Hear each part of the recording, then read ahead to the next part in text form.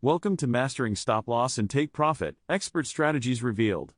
In this video, we will uncover the secrets to effectively managing your trades using these powerful tools. Stop-loss and take profit are essential components of any successful trading strategy. They allow you to limit your losses and secure your profits. But how do you use them effectively? First, let's talk about stop-loss. A stop-loss order enables you to set a predetermined price level at which your trade will automatically be closed. This is crucial in protecting your capital and minimizing potential losses in volatile markets. When setting your stop-loss, it's important to consider your risk appetite and market conditions. Placing a stop-loss too close to your entry point may get triggered prematurely, while placing it too far might expose you to excess risk. It's a delicate balance that comes with experience and analysis. Now, let's move on to take profit.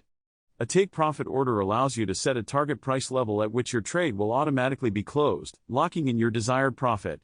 It's a great way to ensure you don't get carried away by greed or miss out on potential gains. When setting your take-profit level, consider the market's volatility and the potential for price reversals. You want to strike a balance between capturing profits and allowing the trade to run its course.